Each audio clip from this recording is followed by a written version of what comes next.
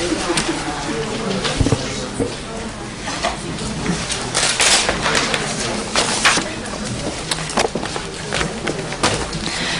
buenos días de nuevo a todos.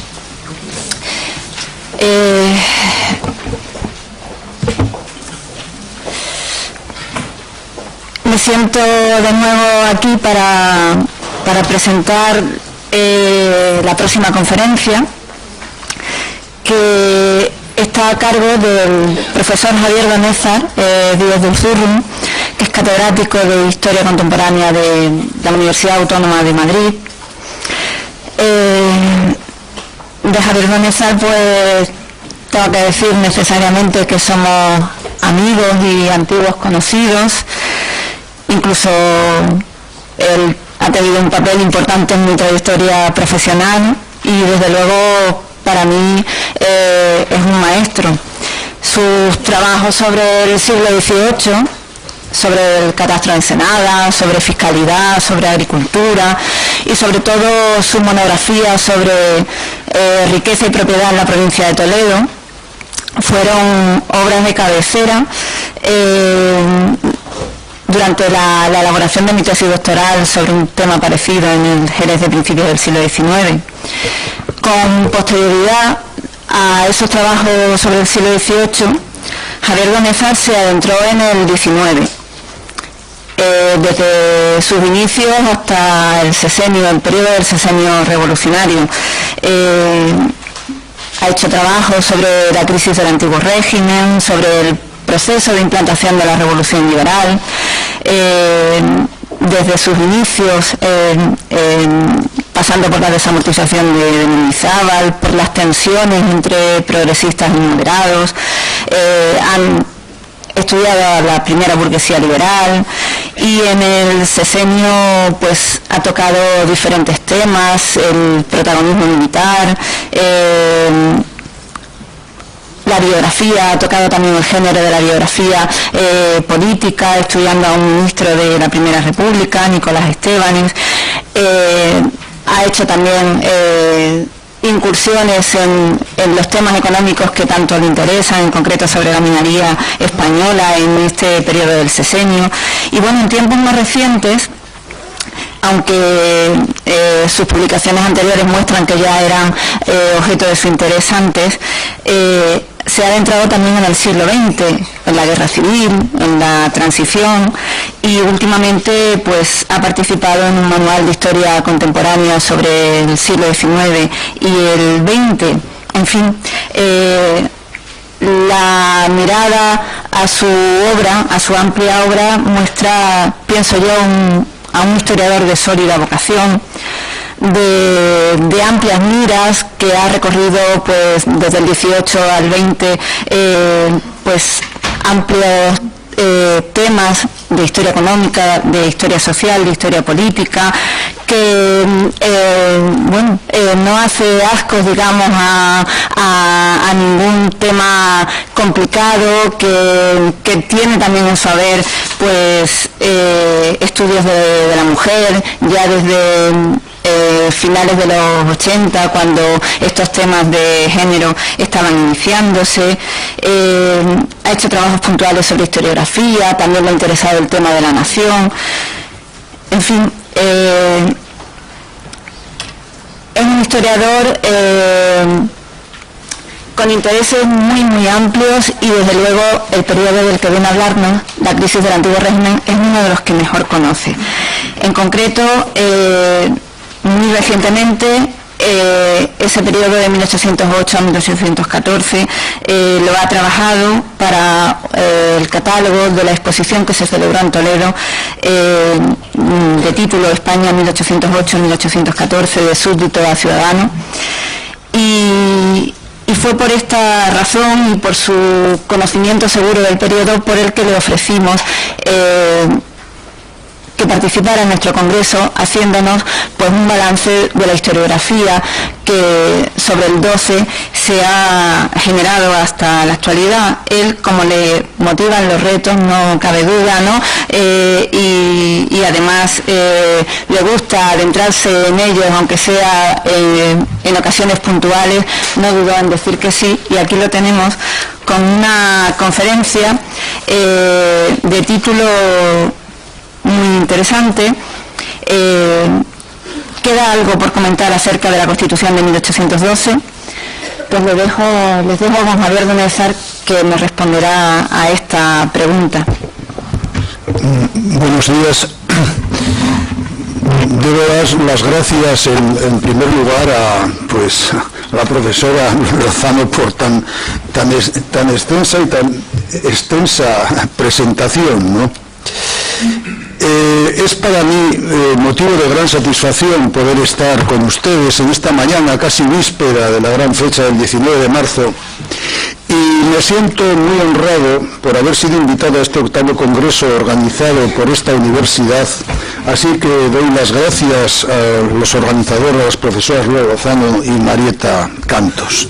Sin embargo, también he de confesar que tengo una especie de pánico escénico por intentar disertar sobre la Constitución de Cádiz aquí en Cádiz. ¿Queda algo por comentar?, se pregunta en el título. Yo quizás no voy a hacer un repaso historiográfico, voy a tocar algunos puntos, no voy a hacer algún repaso historiográfico como pueden pensar quizás ustedes, pero sí, vamos a hablar de momentos actuales. ¿Queda algo por comentar?, se dice en el título. Mi pregunta es, ¿no se ha explicado ya todo sobre la Constitución de 1812? Sin entrar en otros resultados historiográficos de largo alcance, frutos de la conmemoración de variadas fechas de aniversario, nos es suficiente atender a los últimos, a la labor que desde 2001 están realizando 3 grupos de investigación andaluces que tienen por casa madre esta Universidad de Cádiz, y cuyos resultados desde 2005 se vienen exponiendo a la luz en las publicaciones de sus congresos. Parece que todo lo que concierne a esta Constitución está analizado. Las élites políticas, las ideologías, las reacciones de los españoles de ambos hemisferios, la revolución política y del derecho, la influencia de la Constitución en otras constituciones, la prensa, la literatura, el arte del momento y muchos temas más. Así que, procediendo quizás más a modo de miscelánea que otra cosa, me fijaré en algunos asuntos que, aunque puedan resultar déjà vu para los especialistas, todavía son, a mi juicio, dignos de atención. Mucho se está hablando del espíritu de la Constitución y de la necesidad de conmemorarlo. Por tanto, el primer asunto a comentar es este del espíritu y con él, por supuesto, la materia, o sea, el texto que lo acoge. El profesor Alberto Ramos, una de las personas que desde hace 10 años más viene haciendo por la divulgación intelectual de este bicentenario, reconoce que no sabría decir a qué se refieren los políticos cuando hablan de espíritu. Quizás a que se convirtió en un símbolo o en un mito multiusos, válido lo mismo para alabar libertades varias, para alabar la democracia o la soberanía del pueblo español. Desde el punto de vista de la objetividad histórica, no se puede negar que aquellos diputados de 1810 actuaron como auténticos adelantados de la nación. Y del mismo modo que en otros tiempos los enviados por la corona a tierras desconocidas habían cumplido su misión dando razón de los nuevos horizontes hallados, en este caso fue intentando elaborar la mejor constitución posible de acuerdo con el espíritu de las leyes según recomendaba Montesquieu. Y con una pretensión o espíritu que no fuera contra amores, es decir, contra las costumbres, sino de acuerdo con la mayoría de la sociedad para evitar que se incumpliera, lo cual puede explicar que el texto se mostrara tan conservador en asuntos como la religión o la esclavitud y tan avanzado con la libertad individual, de imprenta o la necesidad de una educación universal. Desde luego, los diputados estuvieron atentos a las solicitudes de los grupos reformistas. Flórez Estrada redactó en 1809 un proyecto constitucional que recogía una declaración de derechos de los ciudadanos y que designaba como soberano al Parlamento hasta el punto de facultarlo para destituir libremente al monarca. Y en igual línea se orientaron gran parte de los informes de la denominada consulta al país, cuando defendían la soberanía nacional y la sujeción del rey al Parlamento. El ilustrado Toledo, obispo de Barbastro, contestaba a la consulta en agosto de 1809. Últimamente creo que el pueblo español, que ha conquistado su libertad e independencia por sus esfuerzos y sangre derramada, es hoy enteramente libre para darse una constitución y establecer en ella los principios, pactos, condiciones y deberes recíprocos entre el jefe del Estado y la nación. Y el obispo de Urgel solicitaba un código de leyes para acabar con las de los muchos reinos. Por su parte, el Ayuntamiento de Cádiz decía: un rey y una patria piden de justicia una sola constitución y una sola ley. El liberal conde de Toreno se admiró del resultado final, logrado, aunque no pudo menos que plantearse interrogantes que envolvían un cierto temor. Y en verdad, decía, ¿cómo podría esperarse que los españoles hubieran de un golpe creado una constitución exenta de errores y sin tocar escollos que no evitaron en sus revoluciones Inglaterra y Francia? Cuando se pasa del despotismo a la libertad, sobreviene las más de las veces un rebosamiento y crecida de ideas teóricas que solo mengua con la experiencia y los desengaños. Modesto Lafuente, el primer historiador oficial del liberalismo, alabó el mérito de aquellos adelantados diputados que elaboraron la Constitución ante las dificultades que hubieran de vencer en una época, escribió, en que se conservaban vivas en España las tradiciones y los inveterados hábitos del antiguo régimen y en que parecía harto reducido todavía el círculo de hombres de la moderna escuela destinada a cambiar la faz política y social de las naciones. De ahí que el texto saliera con virtudes y defectos y que fuera pues alabado y vilipendiado, pero ese era evidentemente el riesgo que traía incorporado el hecho de abrir nuevos caminos. Por eso todavía alegra el ánimo releer un libro como el de Ramón Solís, El Cádiz de las Cortes, y la descripción de la efervescencia ideológica de esta ciudad en estado de sitio. De Cádiz como una ciudad de la utopía, según tituló hace 2 meses García de Cortázar un artículo en la revista La Aventura de la Historia. Fue una constitución que aterró a los aliados ingleses y espantó al ultrarrealista Wellington, y llenó de temor al gobierno británico de Castlereagh. Todavía en 1836 Lord Palmerston seguía temiendo a la Constitución, a la que consideraba la más absurda y estúpida de las constituciones. Y desde 1814 pues fue objeto de todo tipo de descalificaciones por parte del pensamiento reaccionario europeo. Las obras de Halle, Langillet, Balbo, Villamarina reflejan el repudio de la idea de cambio. Prusia en 1820, ante la comunicación del gobierno constitucional de que había vuelto a entrar en vigor la Constitución de 1812, se limitó a contestar que ésta no le resultaba grata por su carácter exclusivamente democrático. Y Rusia, con una actitud más hostil, respondió a la noticia señalando las desgracias que arrastrarían tras sí unas instituciones que consagraban la insurrección militar en el modo de establecerlas. Para Moreno Alonso, la Constitución también nació para contener el miedo a esa igualdad que había provocado el pánico a Florida Blanca, el miedo a la libertad, al reconocimiento de derechos en tierras americanas, al rey, al clero, a los militares que según Quintana miraban como exclusivo el mando político y en general a las novedades. Argüelles admitió que si el imperio de la costumbre, si el miedo a las innovaciones no tuviera tanto influjo sobre la imaginación, sería sin duda alguna fácil aproximarse a la resolución del gran problema que se discute. En el fondo se trataba de miedo al fenómeno revolucionario en general. Toreno lo reconoció claramente. No conozco el miedo, pero conozco el tiempo de la revolución.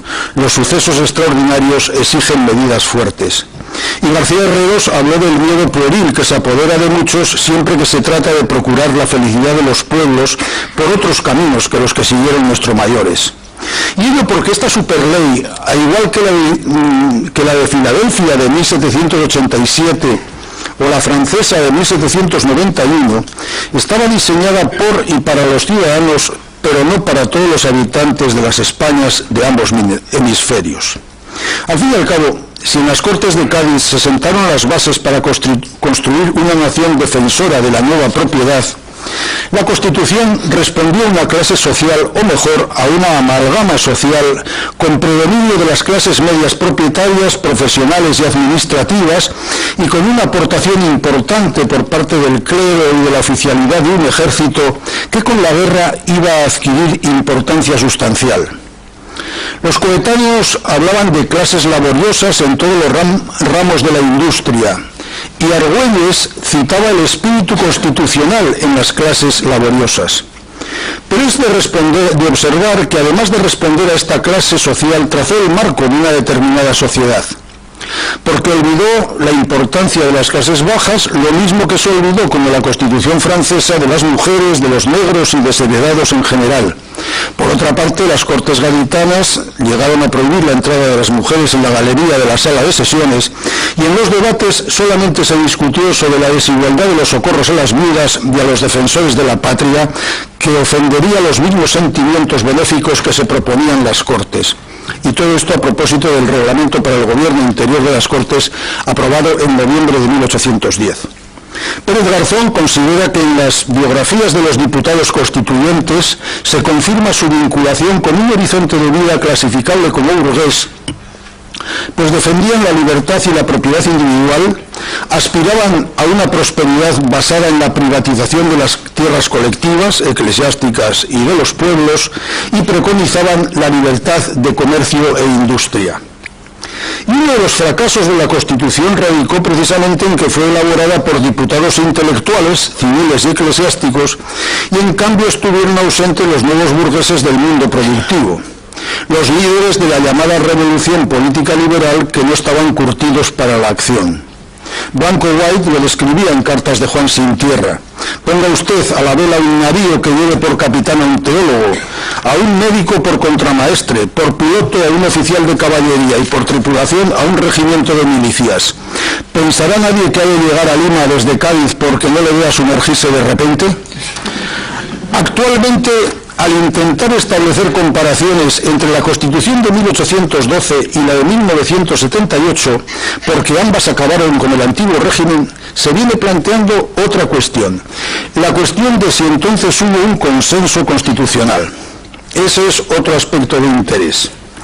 Ciertamente, la de 1978 fue el fruto de un consenso entre los diputados de diversas ideologías, pero se puede decir lo mismo de la de Cádiz.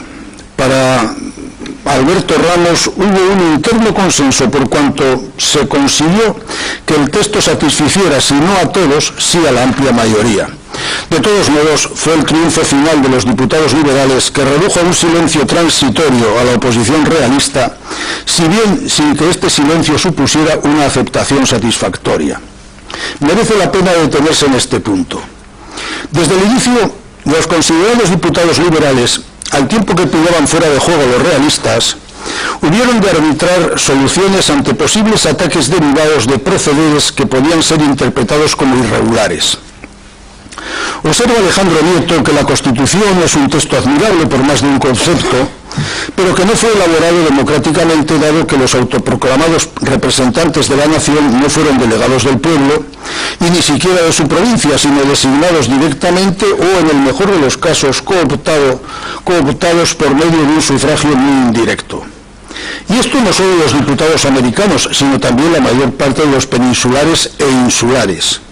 Cierto es que la guerra no permitía elecciones más significativas y que no había otra solución si se quería dar un vuelco reformista y dotar al país de una constitución. Pero ello no se puede dejar de lado una doble consideración: que los constituyentes se arrogaron una representación popular que no tenían y por ello, para obrar rectamente, deberían haber tenido que legislar provisionalmente a expensas de la posterior confirmación de una representación nacional auténtica, y que además impusieron la conveniencia de las clases ilustradas y no la del pueblo en general. El resultado, por tanto, fue una constitución liberal para minorías, por lo que cuando en 1814 llegó Fernando VII, la gran mayoría del pueblo no era constitucionalista porque o no sabía que era eso, o porque había sido adoctrinado en su contra. Por otro lado, se produjo una contradicción, porque mientras el pueblo rechazaba a los franceses, sus autoproclamados representantes imponían la ideología de estos y sus formas de gobierno. Para salvar este escollo y hacer frente a las acusaciones realistas sobre la ilegalidad de la misma convocatoria a Cortes, intelectuales liberales como Argüelles o los hermanos Villanueva tuvieron que arropar a la Constitución con la historia, hacerla de algún modo heredera de las antiguas leyes y costumbres. Y como no bastaba con mostrar que el pensamiento liberal que subyacía a las Cortes hundía sus raíces en la Ilustración del siglo XVIII, de suerte que ya en 1788 Valentín de Foronda había afirmado que propiedad, libertad, seguridad e igualdad eran los 4 manantiales de la felicidad de todos los estados, se atrevieron a afirmar que las Cortes se limitaban a rescatar las libertades arraigadas en el ser de la nación española, sepultadas durante siglos por el absolutismo. Y desde luego procedieron a justificar las novedades que introducían en la Constitución, acudiendo al pasado bajomedieval de los reinos y a la filosofía política subyacente, en especial la escolástica. Observa Fernández Sarasola que el historicismo es una de las notas más sobresalientes del modelo constitucional gaditano, y que una de sus originalidades no se halla en su contenido, sino en su argumentación, en el modo de justificar ese contenido. Tal que Argüelles, que explicó que la Constitución se limitaba a ordenar con armonía y concordancia las leyes fundamentales de Aragón, de Navarra y de Castilla. Por su parte, el canónigo liberal Joaquín Lorenzo Villanueva, llamado por los absolutistas el teólogo democrático, escribió en su obra Las Angélicas Fuentes o El Tomista en las Cortes de Cádiz entre 1811 y 13, y trató de demostrar que dentro del pensamiento de Santo Tomás podía hallarse una justificación de la capacidad constituyente de la nación reunida en Cortes, argumentación que dio lugar a una batalla dialéctica con los absolutistas.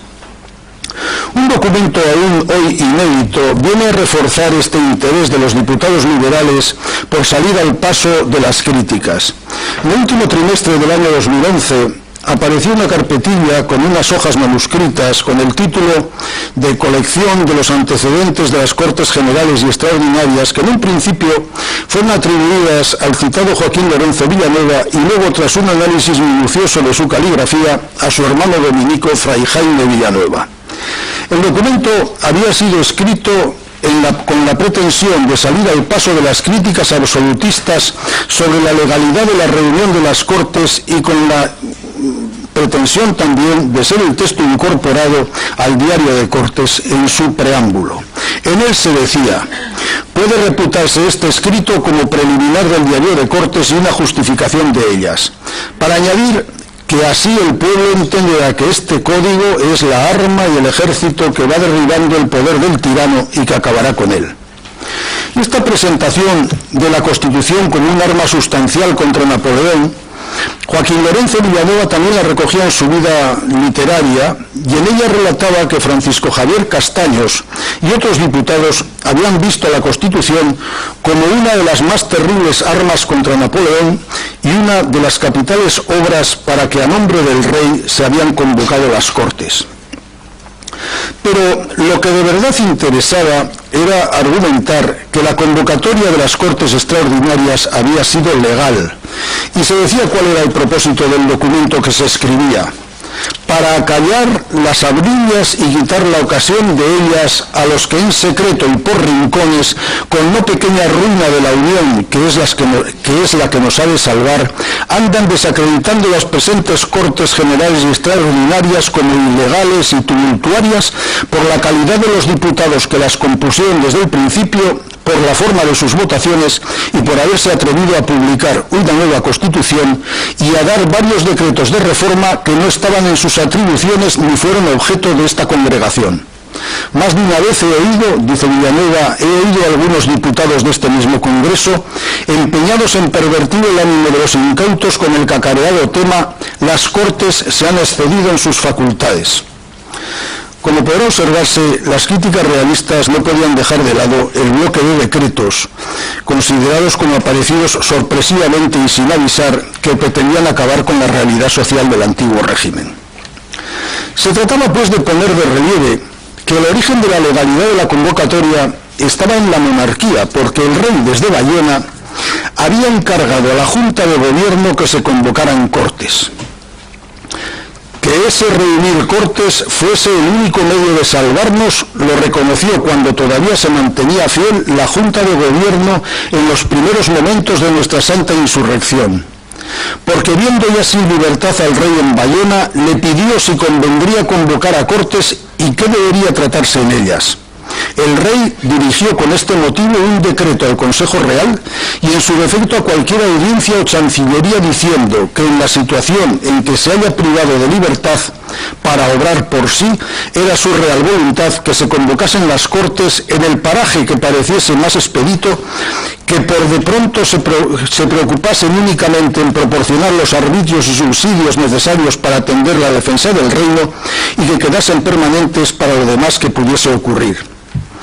Ante la imposibilidad de cumplir el deseo real por haber saltado los eslabones de la cadena de conexión de las órdenes gubernativas, fueron las inicialmente soberanas juntas provinciales las que se encargaron de llevarlo adelante. Por tanto, era el pueblo, la nación, el que ponía de nuevo en marcha la tradicional vinculación con su rey y, en definitiva, la constitución interna de la monarquía hispánica. Y seguía el texto.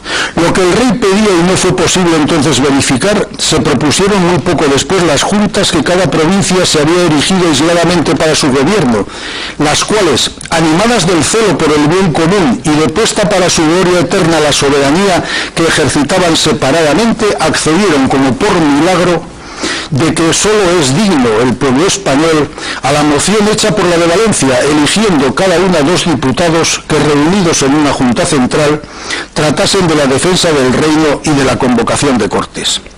Y así se tardó un año en proceder a la convocatoria, y si fue esta tardanza, fue solamente porque, y dice otra vez, para, explicar el asunto, porque la segunda invasión del enemigo en la capital del reino a fines del año 1808 obligó al nuevo gobierno, la Junta Central, que apenas tuvo tiempo para instalarse, a abandonar Aranjuez y a refugiarse en Sevilla, cuyo trastorno, junto con la gravedad del negocio, fue la causa de no comenzar a tratar las Cortes hasta la mitad del año 1809.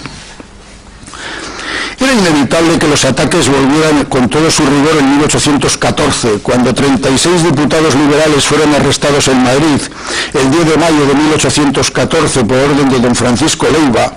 El monje del Escorial, padre Castro, les atacó diciendo que sin los poderes de los pueblos formaron ellos la que se llama Constitución Pública. Y entonces Joaquín Lorenzo Villanueva, en su obra Vida Literaria ya citada, replicó a esto diciendo que si el padre Castro hubiera examinado los poderes que daban los pueblos a sus diputados, habría visto que eran unos poderes ilimitados para resolver cuanto se propusiese en las Cortes y señaladamente en los puntos indicados en la Real Carta Convocatoria. Y para cerrar el círculo, era la Junta Central, como transmisora de los deseos del rey, la encargada de reunir unas Cortes que restableciesen y mejorasen las leyes fundamentales de la monarquía, asegurando su observancia. En el manuscrito, Villanueva manifestaba lo mismo, que uno de los objetos y el primero para que la Junta Central quiso congregar las Cortes fue para que restableciesen las leyes fundamentales de nuestra monarquía, gastadas y hechas olvidar por los privados de los reyes, en alusión a Godoy. Y para cerrar este punto, recojo el resumen que hizo el mismo Villanueva sobre el objeto de estos documentos. Estos son los hechos y documentos auténticos, prescindiendo de otros innumerables, desmienten a la faz del mundo, a los insignes impostores, extraños y domésticos que han tenido y aún tienen el descaro para asegurar que las Cortes de Cádiz hicieron la Constitución sin estar autorizadas para ello con su convocatoria, contra la voluntad nacional, por espíritu revolucionario e innovador, añadiendo la solemne falsedad de que la nación española detesta las leyes fundamentales de la monarquía que templen el poder de los reyes. Ciertamente se defendió el grupo liberal de ataques múltiples, pero fue el vencedor de Cádiz, porque no cabe duda que sacó adelante su plan renovador. El profesor Jorge Esteban tituló una conferencia hace poco así: una constitución disfrazada. Y dice, ¿por qué disfrazada? Porque es una constitución en la que al inicio quien llevó la batuta de los debates fue una minoría liberal ilustrada. Las Cortes estaban formadas por bastantes diputados conservadores, entre los que se contaban un gran número de sacerdotes. Por tanto, el gran mérito de la Constitución en cuanto a su resultado no fue la existencia de un consenso, sino que una minoría ilustrada, en la que Argüelles tuvo gran influencia, logró engañar hasta cierto punto a la mayoría conservadora. Tuvieron que ceder en algunos aspectos, los liberales, por ejemplo en el de la religión oficial de España, la católica, apostólica, romana, única y verdadera, pero cedieron aquí para incluir la soberanía nacional, la limitación del poder del rey y la libertad de imprenta, que fue algo especialmente sustancial, porque la libertad de expresión era siempre requisito indispensable en el proceso de elaborar una constitución para que los diputados pudieran expresarse libremente, lo cual precisamente se consiguió con la profusión ejercida y realizada por la libertad de imprenta. Por otra parte, acertaron a ceder en los puntos más sensibles entonces, que era el de la religión, para un pueblo que estaba en armas precisamente contra la irreligión francesa. Es una constitución también disfrazada porque los principios más importantes tratan de disfrazar la religión católica y toda una serie de elementos como los fueros y otras leyes tradicionales de España. En definitiva, es una carta magna que cuando se lee tiene un hilo mezcla de lo más tradicional con fundamentos progresistas de la época que son copia, diríamos, de la Constitución francesa del 91. Con la conmemoración del Bicentenario, otro asunto de interés ha vuelto a ser, como no, pues objeto de atención historiográfica, que es si la Constitución era realizable o no, y que habrá sido aquí tratada muchas veces. Duda que parece chocar frontalmente con la alabanza a su texto articulado que le dedica José Antonio Escudero, señalando que la misma, por su importancia y proyección en Europa y en América, bien pudiera ser tenida, junto con el Código de las 7 partidas, dice él, como una de las contribuciones de mayor resonancia que España haya legado a la cultura jurídica universal. Desde luego, para la primera generación de liberales, fue la gran apuesta posibilista en medio del horizonte turbulento de la guerra, cuyas conquistas políticas y sociales había que asegurar cuando llegara la paz. Pero el conde de Toreno, en su Guerra de la Independencia, tras narrar el júbilo de las calles de Cádiz por la proclamación de la Constitución, ponía en duda ya su porvenir. Aunque lluvioso el día, en nada se disminuyó el contento y la satisfacción. Veíanse los diputados elogiados y aplaudidos, y los bendecían muchos por ir realizando las esperanzas concebidas al instalarse las Cortes. En todas partes no se oían sino vivas y alborozados clamores, y en teatros, calles y plazas se entonaban a porfía canciones patrióticas alusivas a la festividad tan grata. Representábase, pues, como asentada de firme la Constitución. Pero si bien la libertad echó raíces, que acabo es de esperar de un fruto, aquella ley, aunque entonces planteada en todo el reino y restablecido años después con general aplauso, fue derribada siempre y parece destinada a pasar, como decía un antiguo de la vida, a manera de sueño de sombra. Resultó efímera e intermitente a modo de las señales de un faro sobre las negruras de la España de Fernando VII. Y ello porque casi desde el principio se juzgó inviable. Lord Holland dijo de inmediato que en ella había demasiada definición y de impracticable la tachó Juan Sin Tierra de Blanco White. Y si resultaba inoperante ya en 1812, nada se diga de unos años más tarde. Larra escribió en Dios nos asista: la Constitución del año 1812 era gran cosa en verdad, pero para el año 1812. Para el año 1836, la única Constitución posible es la Constitución de 1836.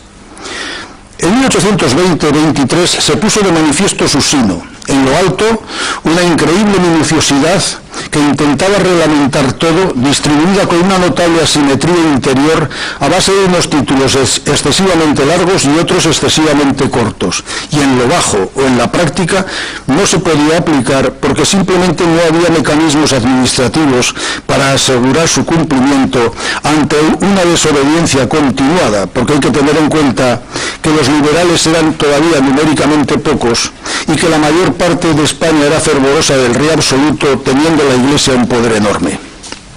Era pues una constitución dificultosamente realizable, que además tuvo mucho de utópica. Fue una gran utopía en la que sobre el papel se trazaron los rasgos de un Estado perfecto, caracterizado por la convivencia política, el buen gobierno, el bienestar físico y el disfrute de los bienes. Los españoles eran, según los describió de forma muy optimista Joaquín Lorenzo Villanueva, los españoles eran intrépidos, valientes y magnánimos.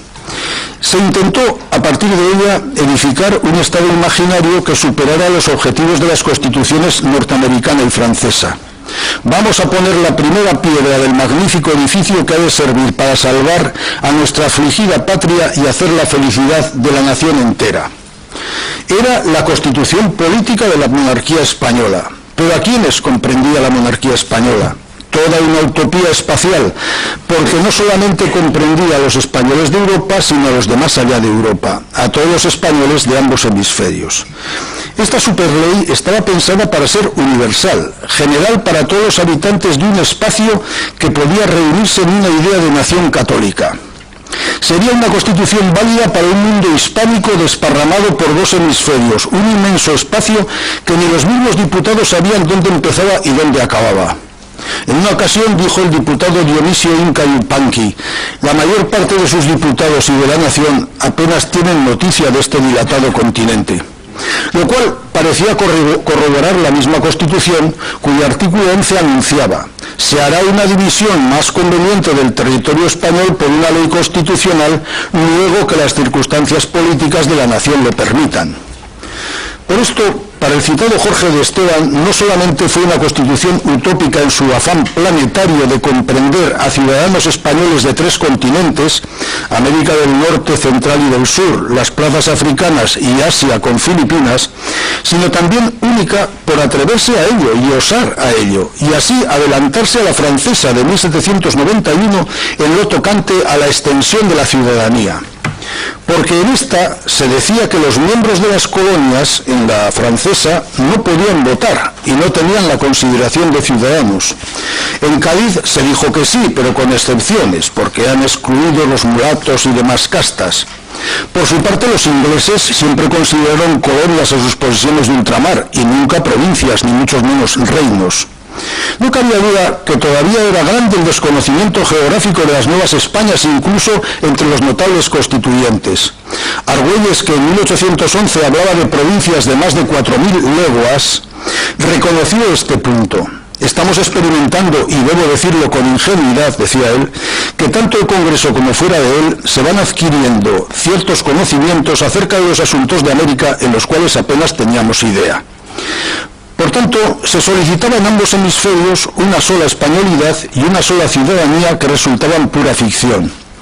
Cabría pensar entonces que los diputados, no se pararon a pensar en cómo se habrían de mantener los dominios del otro lado del Atlántico o del Pacífico, ni tampoco meditaron sobre cómo iban cayendo las noticias de los nuevos Estados Unidos independientes en la España americana, ni la misma incidencia que podían tener o estaban teniendo en América las proclamas de las juntas provinciales peninsulares. Sin embargo, la actitud de la Ilustración y del primer liberalismo español ya había preanunciado que la igualdad entre ambas Españas, europea y americana, tan proclamada por los gobiernos de la crisis, sería culturalmente impracticable en el contexto del Atlántico hispano. Y para empezar, algo meramente semántico. Enseguida se vio en las sesiones de las Cortes que reino, provincia o territorio no tenían el mismo significado en ambos lados del Atlántico hispano.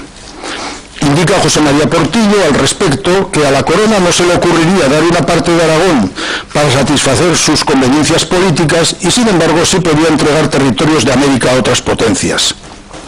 Y aunque los decretos de las Cortes se mostraron formalmente de acuerdo con que las provincias americanas debían ser consideradas parte de la monarquía y luego de la nación, sin embargo, las autoridades metropolitanas nunca aceptaron, de hecho, que aquellos territorios situados al otro lado del Atlántico se contaran desde un punto de vista político entre las provincias de España. La consideración de igualdad dada a los ciudadanos de ultramar se vio matizada por los propios diputados americanos, que vieron con espanto la igualdad no solo con los indios, sino con los negros. Una constitución, pues, ilimitada, sí, sin límites geográficos precisos, pero a la vez muy centralista al modo francés. El título sexto del gobierno, titulado del Gobierno Interior de los Pueblos, restringió al máximo la autonomía municipal reclamada por algunos diputados ante el miedo de la intromisión del poder central en el gobierno de los municipios. Y una vez más el conde de Toreno, imagen del más rígido centralismo, era completamente contrario a que los ayuntamientos fueran los representantes de los pueblos que los habían elegido, porque entonces parecería que estamos ante una nación federada. Y por todo ello, para los ojos críticos de los futuros independentistas americanos, la Constitución no pretendía otra cosa que imponer un sistema uniforme, legal e idéntico administrativamente para todos los dominios hispánicos de ambos hemisferios, una especie de centralismo imperial controlado por un sistema absolutista nuevo que sustituía al viejo, un cambiar para que todo siguiera igual. Con todo, hay que decir que a pesar de las primeras manifestaciones independentistas, fueron los mismos diputados americanos quienes consideraron los dominios españoles como una misma y sola monarquía, una misma y sola nación y una sola familia. Defender esta utopía tenía su mérito, si se atiende a la complejidad étnica de América, donde vivían españoles procedentes de la península, criollos, indios, negros y una muy amplia variedad de mestizos. Y en las tierras de Nueva España, por poner un ejemplo, los primeros propagadores de las bondades de la Constitución fueron los obispos legados de España, cuyas cartas pastorales debían leerlas sus párrocos desde los púlpitos en las misas. Don Manuel Abad Queipo, obispo electo y gobernador del Obispado de Michoacán, escribía el 26 de septiembre de 1812 sobre la unidad social que generaba la patria. ¿Qué es patria? Nuestra patria, pues, es toda la nación española y consiste en la asociación general de todos los habitantes de sus dilatados términos por los núcleos sagrados de una misma Constitución, de unas mismas leyes, usos y costumbres, de una misma religión y aun casi de un mismo idioma. Y de la Constitución en concreto declaraba que era la más liberal, la más justa y prudente de cuantas se han visto hasta ahora en las sociedades humanas y cuyos beneficios disfrutaríamos en América si no lo impidiesen los rebeldes. Y cuando el crítico semanario patriótico americano, el licenciado Andrés Quintana Roa, se preguntó a propósito de la Constitución sobre si el gobierno de Cádiz era legítimo y convenía a América, el citado don Manuel Abad replicó rotundamente que el proceso de juntas provinciales, central, regencia por estar Fernando VII preso, convocatoria de Cortes y Constitución había sido todo un proceso obligado para hacer frente a Napoleón, y que la cuestión de las juntas provinciales en la península era distinta a la aparición en América de las juntas nacionales que no reconocían al gobierno de Cádiz. Para finalizar este apartado es obligado reseñar también que cuando en 1814 llegó a América la noticia de que Fernando VII se había negado a jurar la Constitución de 1812, volviendo a restaurar la monarquía absoluta, esos obispos hasta entonces constitucionalistas se apresuraron a jurarle fidelidad. Así, cuando el 22 de agosto de 1814 llegó al Palacio Arzobispal de Guatemala el Real Decreto de Fernando VII, dado en Valencia el 4 de mayo, para que se comunicara a los fieles, el arzobispo Fray Ramón Casaus propuso una misa de acción de gracias y un te deum en la catedral, y por lo que tocaba a su persona, se excusó ante el gobernador de haber jurado la Constitución en su día. Dijo con sinuosa argumentación escolástica que había jurado fidelidad a Fernando antes ya de la Constitución, que luego obedecía a la Junta Central, a la regencia y a los decretos de las Cortes, y que juró la Constitución porque todos llevaban la voz del Rey nuestro Señor natural y representaba a la Constitución su autoridad soberana con la de la Nación Unida. Así que luego, con todo esto dicho, cabe duda que volvió a renovar su fidelidad a Fernando VII. Y un último aspecto, lo que ha quedado de Cádiz, y es lo que celebramos, es el símbolo que representa el fin del antiguo régimen, el comienzo de una monarquía ilustrada, de una monarquía limitada, la nación y la soberanía nacional y una serie de derechos individuales. Con todo, considero con Javier Varela que este bicentenario debería contribuir a reforzar el sentimiento nacional español, tan precisado actualmente de ayudas, y a mostrar la existencia de un nacionalismo español liberal anterior al nacionalismo español conservador, consecuencia del nacimiento de una nación nueva, unitaria, al que el Código Gaditano dio forma jurídica, dejando atrás la variedad de naciones patrias del antiguo régimen. Las abdicaciones de Bayona fueron un fenómeno sin precedentes en la historia de la Europa moderna, porque nunca se había obligado a una dinastía y ésta había aceptado a ceder sus derechos a otra dinastía, y Argüelles lo vio así.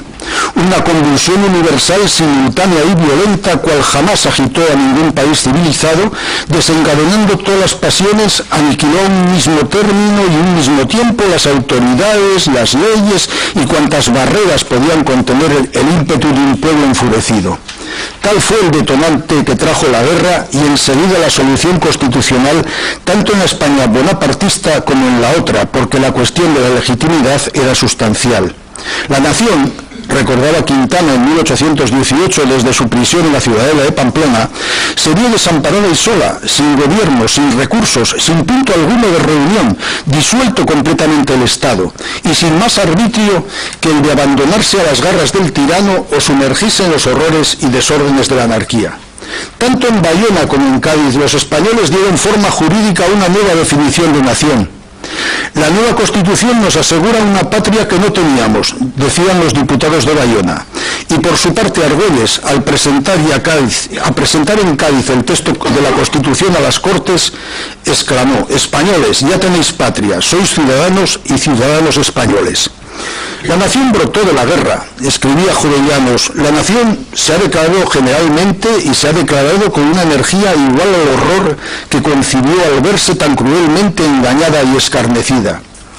Y en el imaginario progresista decimonónico quedó la afirmación de Alcalá Galiano de que los gobiernos populares de las juntas habían sido modelos de democracia.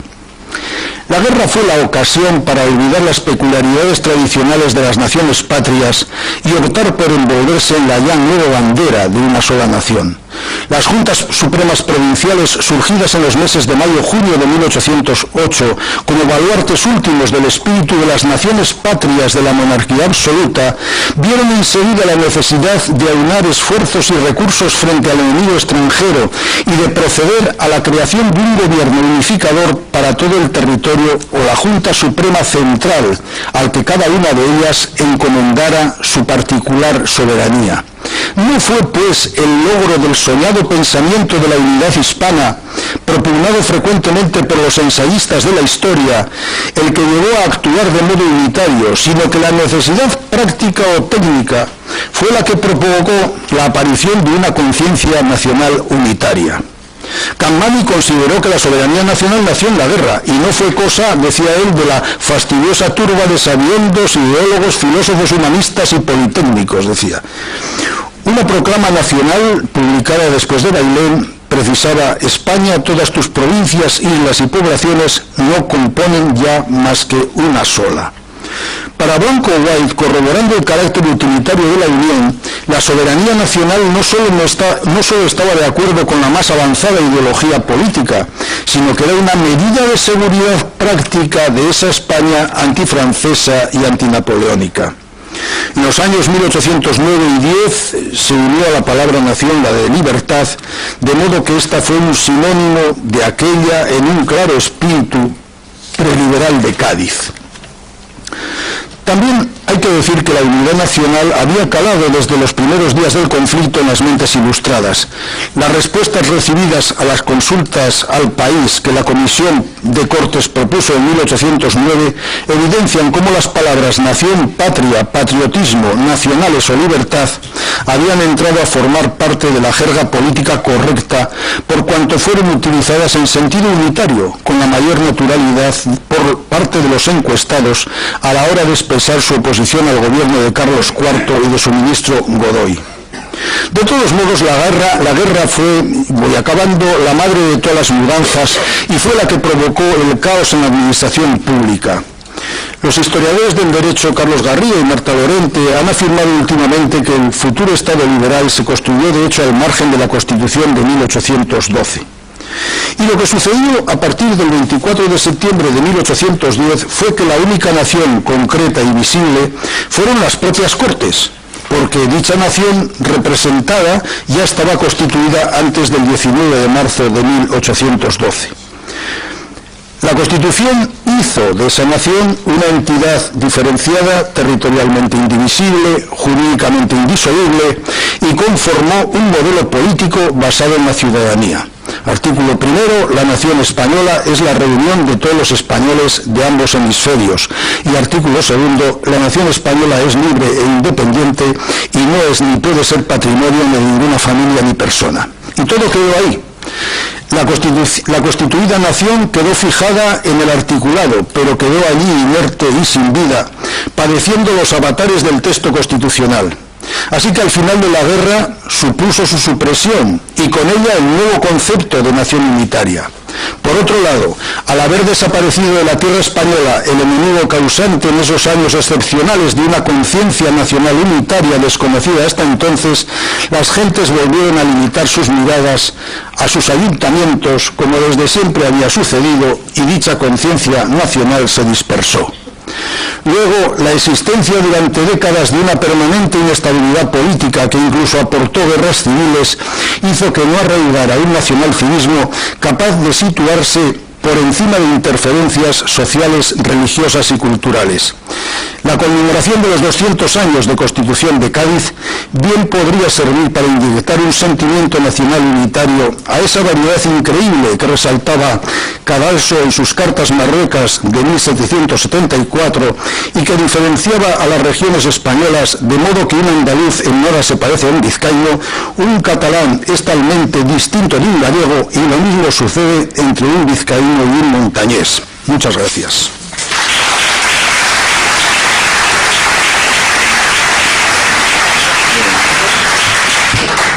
Muchas gracias al profesor Donésar por esta ponencia, ¿no? Creo que interesantísima, en la que demuestra muy bien ese conocimiento del periodo que antes comentaba al presentar y en el que nos ha proporcionado un exhaustivo recorrido por los trabajos, ¿no?, de coetáneos de la época, por otros, ¿no?, posteriores, que creo que han introducido muchos elementos de debate, pienso, ¿no?, interesantísimos, ¿no?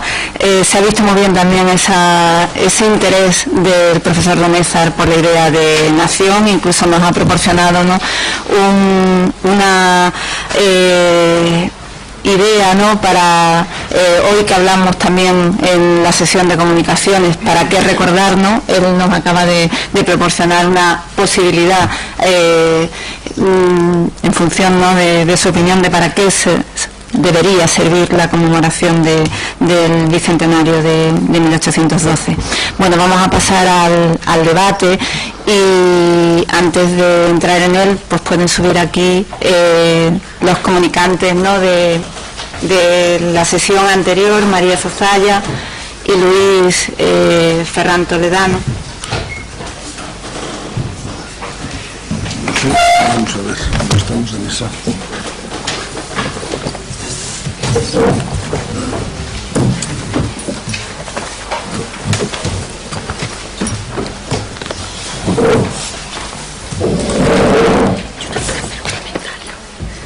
Pues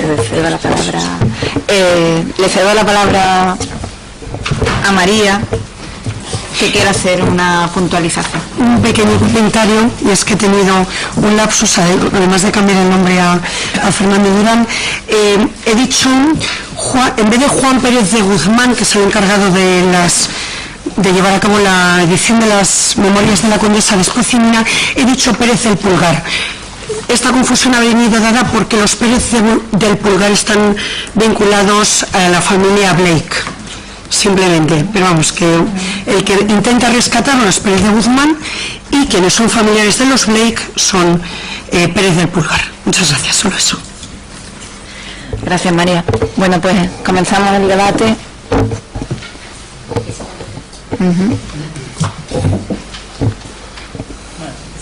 Venga, Alberto.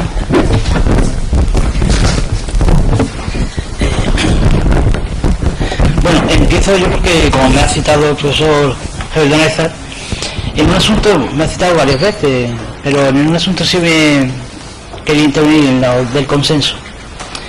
Efectivamente, si miramos el resultado final de la Constitución, hay una imposición, por decirlo de alguna forma, o una victoria de los liberales sobre los conservadores, o los absolutistas incluso. Si miramos el final, hay que recordar que cuando se va a jurar la Constitución hay varios diputados que no quieren jurarla. Uno de ellos Mejía Lequerica no quería jurarla y se vio, como todos otros, obligado a jurarla.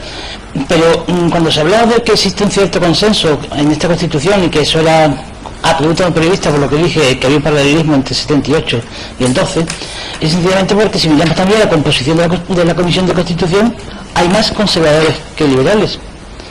Y esa Comisión de Constitución llega a un acuerdo para hacer una propuesta.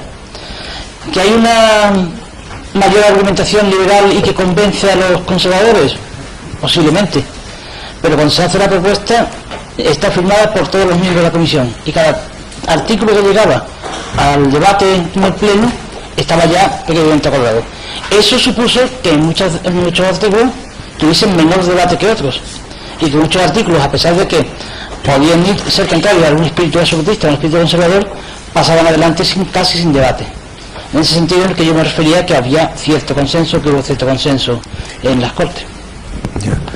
Bueno, yo estoy de acuerdo porque el profesor Alberto Ramos es aquí uno de los máximos conocedores. No, yo lo que pasa... dicen por ahí detrás que no... Que no se oye. Que no se... No sé si es efecto personal auditivo. Que no se oye, ¿no? No, es que esto es para que se oiga, sobre todo para la gente que... Que no se oye. Igual te tiene... Pero no se oye, ¿no se le oye ahora a Javier? No, al que se le... Yo al menos... Antes no. Perdonen la interrupción. Antes tampoco. Su valioso tiempo a don Alberto. Y me parece una pregunta muy interesante, pero como todas las que dan. Bueno, en resumen, lo que he planteado es que la Comisión de Constitución, que estaba dominada en número por los conservadores, llegó siempre a acuerdos y cuando pasaba una propuesta de un artículo, de un aspecto de la Constitución al Pleno, había ese acuerdo, ese consenso ya establecido. Y que eso provocó que había artículos que podían ser menos del gusto de los conservadores, a veces ni se debatieran y se aprobaban sin más. Entonces, en ese sentido es que yo hablo de que hubo cierto consenso en la elaboración de la Constitución. Muchas gracias. De nada, es un placer. Bueno. Yo, los que quiero decir, yo estoy de acuerdo, en fin, yo lo que quería señalar es un poco, digamos, este aspecto en que, por un lado, pues sí, los liberales, a lo mejor los diputados liberales eran pocos, pero desde luego bien organizados, y que desde luego hicieron el primer golpe de mano, que pues lo hicieron en el teatro ahí en San Fernando, con Muñoz Torrero, el de saque, les pillaron totalmente desprevenidos, entre otras cosas porque no llevaban ni orden del día, y como lo sabe muy bien Alberto Ramos.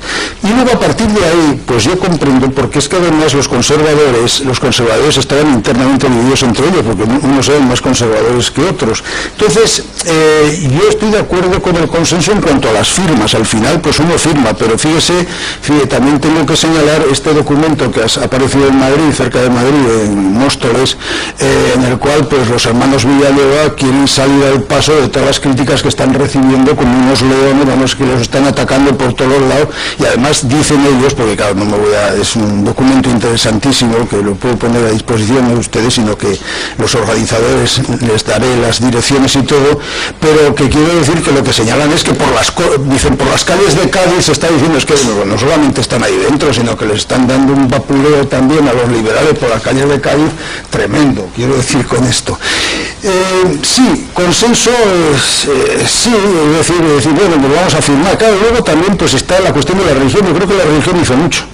Y esa idea también de montar una especie de sacro imperio romano-germánico, quiere decir con los dos hemisferios, el catolicismo, tal, no sé qué, yo creo que hizo mucho y no se dieron cuenta al principio el famoso obispo que luego sería de Toledo, que ahora no me acuerdo, que salió totalmente conservador, al principio estaba de acuerdo con la libertad de imprenta, estaba feliz, hasta que vio aquello como les ponían por las calles de Cádiz y tal, y lo que les dibujaban y todo, y entonces en ese momento dijeron, quieto a frenar, pero vamos, eso lo dijeron los conservadores y los liberales, porque se empezaron a poner tibios con la libertad de expresión. Lo de siempre de España de libertad, siempre mucho libertinaje y poca libertad. Y entonces por eso quiero decir, pero vamos, yo estoy de acuerdo físicamente con el consenso, firmo, también ellos que firman la religión, tal, sí, vas firmando. En ese acuerdo estoy de acuerdo con el consenso, sí. También afirmo que yo creo que fue una victoria liberal. El profesor Rodríguez. Sí. Pues yo tengo una visión bastante diferente desde el punto de América. Por ejemplo, la representación más importante era de clérigos, y entre los clérigos habían los más radicales anticlericales. Entonces la idea de que la religión era algo de la iglesia que iba a controlar me parece un poco exagerada, porque en aquel entonces el Papa no tenía grandes poderes. Muchos de los clérigos criticaron al Papa, entonces había la diferencia. No era que eran clérigos, yo creo que la diferencia era que tenían diferentes ideas, porque estudiaban en las mismas instituciones que los seculares. Ahora, si se ve los votos, por ejemplo, al principio cuando había el debate de si iba a haber igualdad en América, el hecho de igualdad, en aquel entonces había como 110 diputados que habían llegado en todos, y el voto era 100 a favor y 4 en contra. Eso quiere decir que la mayoría de los peninsulares estaban a favor de igualdad. Y así se ven los diferentes debates. Por el lado de los americanos también había algunos que eran conservadores y reaccionarios. Entonces, solamente oír las críticas y las respuestas después no explica lo que pasó, porque si se ven los debates y especialmente los votos es muy importante. Por otro lado, yo estoy de acuerdo con Karl Marx que la Constitución de Cádiz no tiene nada que ver con la Constitución francesa. Se ven los detalles, no es así. En el caso de América, la Constitución de Cádiz es lo que da grandes oportunidades a la mayoría, y cuando el rey regresa y ya suspende la Constitución, ahí hay más oportunidad para los que están en contra. Pero es un fenómeno increíble que hubo no solamente ideas sino hechos. Es decir, cuando hay elecciones para la Junta Central en toda Hispanoamérica, hay gran participación, hay muchísimas instrucciones que van a los diputados, y todos ellos hablan de la nueva nación. Hay participación indígena, etcétera, y aunque la Constitución excluyó a la gente de ascendencia africana, de hecho votaron y fueron elegidos en muchísimos pueblos de América. Pero si comparamos, por ejemplo, con la Constitución de Estados Unidos, era una constitución oligarca, limitaba muchísimo quién podía participar, excluían a todos los indios, a todos los negros, a todos los mestizos, y la gran mayoría de los blancos. Entonces, si comparamos la Constitución de Estados Unidos de 87 con la de Cádiz, la de Estados Unidos es algo muy atrasado. La Constitución británica no existente tampoco daba derechos, los católicos no podían participar hasta las reformas de 32. Entonces, yo diría que si vemos tanto la ideología, los argumentos y la aplicación, creo que la gran diferencia es que no se aplicó suficiente en España porque estaban peleando con los franceses, pero en las partes de América se funcionó muy bien. Sí, pues yo le agradezco. Creo que usted ha presentado mucha variedad de conceptos en los cuales yo estoy en muchas de acuerdo. Lo único le voy a señalar el del clero, porque ha empezado usted ahí con... Yo lo del clero... Hombre, en América lo que había es un alto clero y un bajo clero, como usted lo sabe mejor que yo, y entonces el alto clero pues normalmente era muy enviado por el Consejo, por la Cámara de Castilla, del Consejo de Castilla desde España, y que unas veces eran españoles y otras eran criollos, que era la parte por la que entraron bastante los criollos, que era la cuestión del alto clero.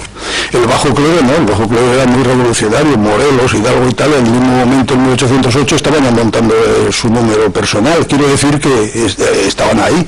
Y el mismo Hidalgo era, pues si uno lee, el mismo Hidalgo, pues era una persona que había sido muy bien educada en el seminario y tal de México y tal, y además decían que era una persona teóloga que tenía muy buen futuro.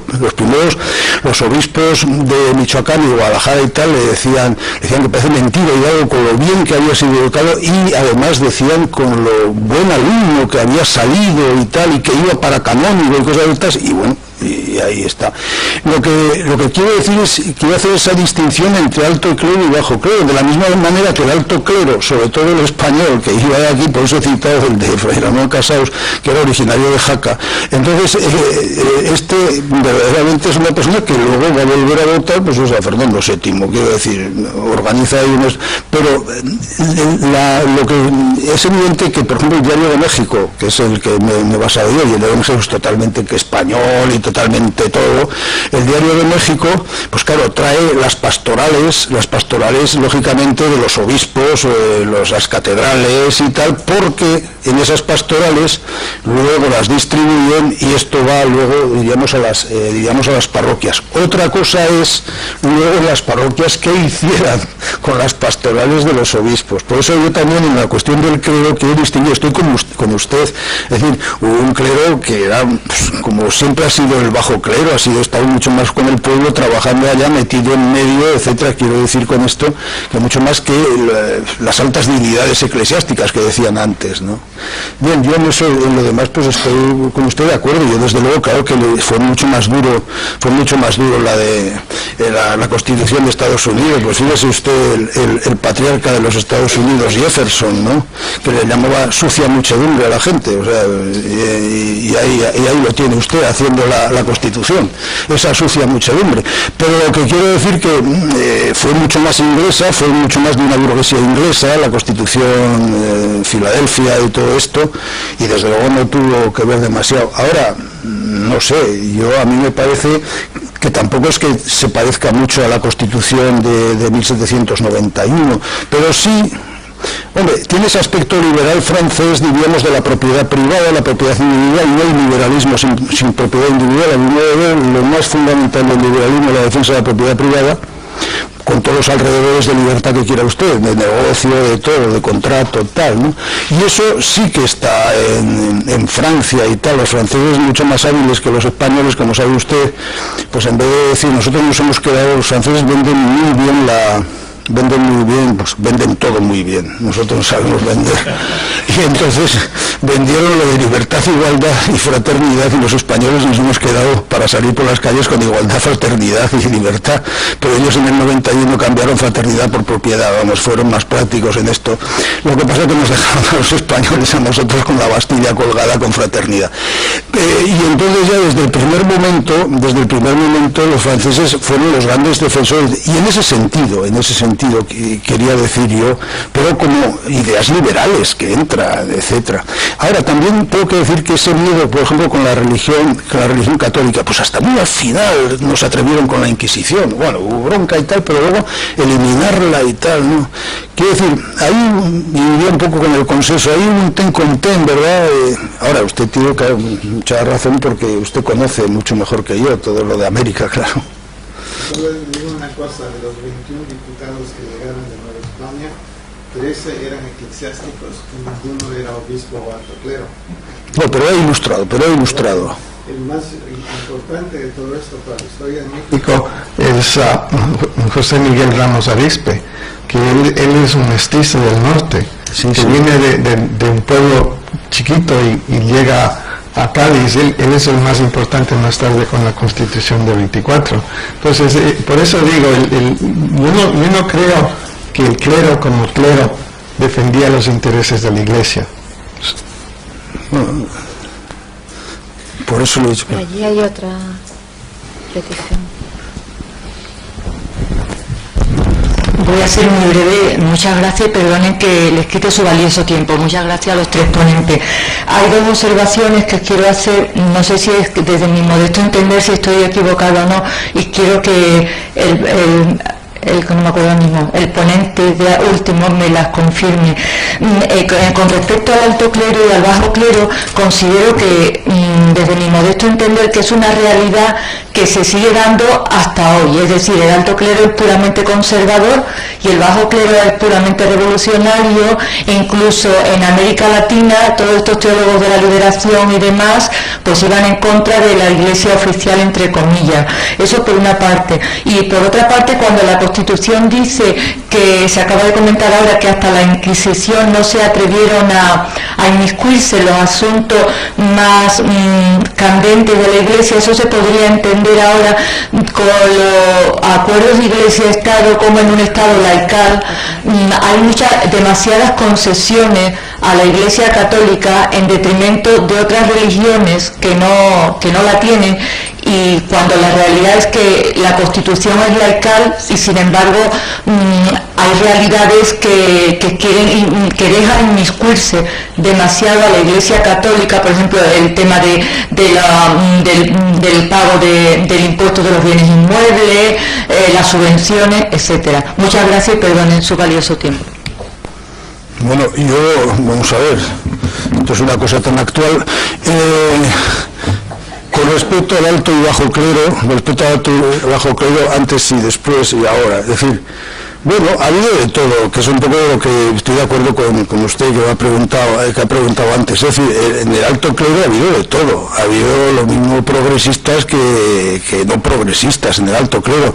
Y alto clero también en América Latina, pues piensen ustedes en el arzobispo de Chile, de Santiago de Chile, estaba de Errázuriz y tal, en la época en la que verdaderamente, bueno, no se puede decir que aquel era un arzobispo tal. Quiero decir que ha habido de todo, y lo mismo ha habido no en las divinidades eclesiásticas, pues ha habido de todo, también alto, en fin, a favor y en contra. Yo por eso lo de puramente las altas jerarquías son de un modo y los que no son altas jerarquías pues son de otro. Piensen ustedes pues en Monseñor Romero en El Salvador, que le pegaron un tiro, en fin, quiero decir que bueno, que las altas dinastías, las altas jerarquías, pues eso tampoco. Pero bien, o sea, en conjunto, claro, en España sí, durante la época de Franco las altas jerarquías, claro, como que Franco se quedó pues con el derecho de presentar los obispos de la monarquía, ¿no? Y entonces pues enviaban una terna a Roma, que evidentemente de esa terna pues el Papa contestaba con uno, pero porque se apropió Franco de ese derecho del patronato, ¿no? Que por cierto siempre iba a Fray Justo Pedro y nunca fue, pero bueno, que quiere decir que nunca fue obispo, pero siempre iba en una terna. Entonces, lo que quiero señalar con esto, que claro, quizás ha quedado eso, pero de que hay obispos, y últimamente, pues en la época del concilio, pues en España había obispos bastante avanzados, Monseñor Anoveros, Monseñor Osés, había muchos. Además yo creo que Roma hizo una cosa muy buena en la época de la transición al final, que es meter los auxiliares debajo para que fueran sustituyendo a los obispos de la primera de Franco, los iban sustituyendo y les iban poniendo auxiliares que después fueron ocupando las cátedras. Fue la gran cosa que luego se dieron cuenta los ministros últimos de Franco y dijeron que qué horror habían cometido, porque los auxiliares estaban subiendo y no eran del régimen. Al final el régimen de Franco tenía a todos los obispos, a muchos obispos en contra.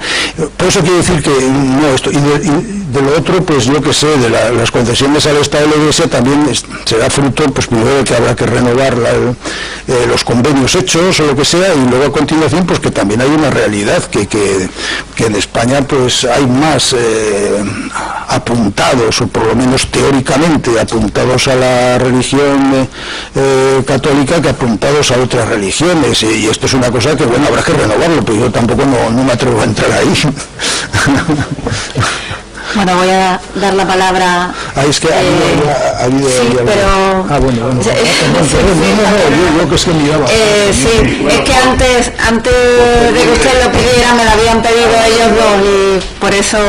No, si forma parte de este debate en concreto, porque yo pasaría a otro aspecto, me parece muy bien. Simplemente creo que sería importante valorar de uno de los logros de la Constitución de Cádiz, fue cuando fue abolida por Fernando VII en su regreso, la hazaña con la que se produjo esa reacción absolutista contra todo liberal, que produjo una gran represión política, exilio de muchos partidarios de la Constitución de Cádiz, represión en diferentes estratos de la administración, hacia el profesorado universitario, en el ejército. Es decir, fue la primera gran represión política democrática, por así decirlo, o por lo menos un intento de una constitución, de la primera constitución que tuvimos aquí en España, ¿no? Creo que también se puede intentar eso, valorar lo que se intentó cambiar y la reacción tan fuerte que ocasionó precisamente en todo lo conservador, en todos los socialistas, cuando se dieron cuenta de lo que querían realmente hacer. Entre otras cosas, con el tema que se ha hablado de la libertad de imprenta, por ejemplo, cuando vino el alcance de esas medidas, ¿no? Creo que Luis quería abundar sobre eso, ¿no?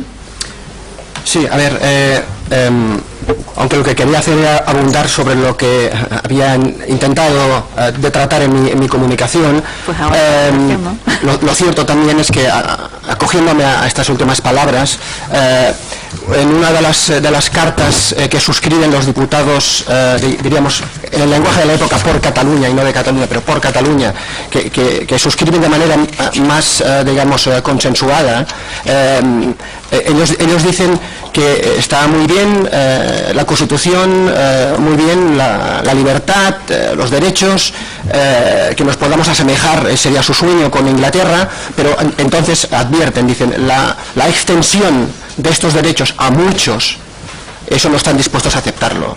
El hecho de la interpretación de la Constitución, en la potencialidad que tiene la Constitución, ese era el peligro, ¿no? La interpretación de la Constitución. Claro, sobre la relación entre religión y política, esto es una gran cuestión, creo que es lo que se ha planteado, digamos, la recepción, la relación entre política católica e ilustración es un gran tema, evidentemente, pero tampoco pienso que una pequeña observación sería la de tener en cuenta la oposición al liberalismo político no tenía por qué ser contradictoria a la aceptación de determinados aspectos del liberalismo económico. Y eso en determinadas regiones de España podía ser, era una cuestión importante, donde la Iglesia tenía vinculaciones con incluso con la economía, la nueva economía, con el individualismo agrario, con toda esa defensa del censo enfiteutíco como gran solución al problema de los mayorazgos. Esas son las aportaciones de algunos de los justamente personas, diputados muy vinculados al mundo eclesial, a la Constitución. Pero yo quería referirme justamente al centenario, ¿no? Al centenario y hasta qué punto existió una oportunidad para la nacionalización de la monarquía, en los términos que Moreno Luzón esta tarde seguramente nos va a desarrollar más. Hasta qué punto, yo planteo esta pregunta, es la memoria, el recuerdo de la guerra venció al recuerdo, a la memoria de la revolución. Pienso que estas son las cuestiones que nos las tenemos que plantear cuando pensamos en 1910 y en 1912.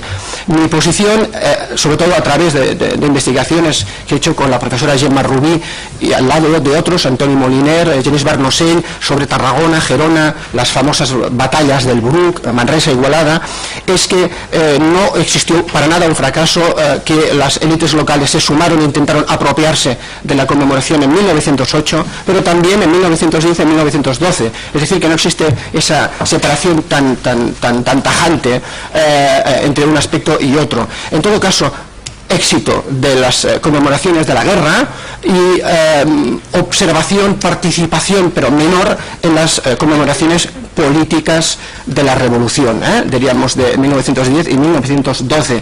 En aquella época se quejaban que la guerra de la independencia y tampoco la Constitución no estaban presentes en los libros de texto escolares, que no se había desarrollado una cultura cívica a lo largo del siglo XIX y principios del XX. Se quejaban que tampoco existía una nacionalización en el urbanismo, por ejemplo, eso era al menos patente en algunas ciudades catalanas, es lo que conozco, en el nomenclátor de las calles. En Barcelona apenas existía un reflejo de ese nomenclátor de la Constitución, o al menos tuvo dificultades de consolidación y de pervivencia. En cambio, sí de todo el historicismo, sí de toda esa cultura, digamos, constitucional historicista de época medieval y moderna. O sea, aquí no estamos hablando solo del foro juzgo y de las partidas, sino en las Cortes de Cádiz se intenta utilizar como fuente de legitimidad textos que proceden de las últimas Cortes del Archiduque Carlos de 1705-6. Y esto también debemos de tenerlo en cuenta.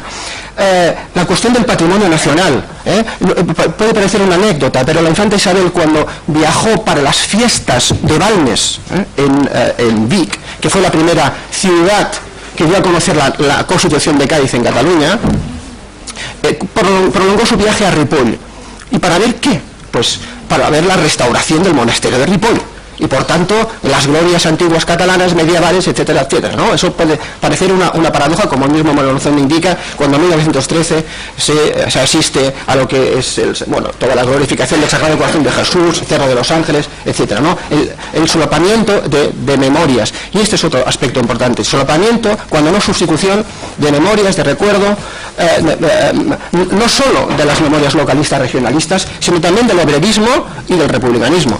La recepción, por ejemplo, de lo que ocurre en 1892, lo que es la erección de la estatua de Colón, y de la recepción de todos estos actos entre los sectores obreristas, deja bien a las claras su distanciamiento respecto de lo que suponía entonces el proyecto americano, y esto también deberemos de tenerlo en cuenta porque considero que forma parte de de una mirada que tenemos que tener los historiadores, plural, más compleja, de la supuesta potencialidad que podían tener las políticas de memoria como instrumentos de nacionalización política y cultural. Gracias. Bueno, creo que vamos fatal de tiempo. María, es que le habíamos dado la palabra antes a los dos. Voy a ser breve. Quería incidir en un tema que está saliendo aquí ahora, eso, el papel de los bicentenarios para sacar a la luz la historia verdadera de cuestiones que a lo mejor se han generalizado, puede ser el tema de la historia o esto que acaba de tratar el compañero. En concreto quiero llamar la atención sobre una cuestión, la visión oficial que da Fernando VII de su cautiverio, de su prisión. José María Portillo nos lo desmitificó en un curso, dijo que no, que aquí había una pensión asignada con una residencia. O sea, Fernando VII llegó a un acuerdo y luego vende el tema de la prisión. Aquí ha salido y se sigue diciendo que él está preso, o sea, que el papel de estos bicentenarios y estas conmemoraciones ojalá sirva para desmitificar toda esa historia oficial que aún seguimos mencionando como si fuera real. Simplemente eso.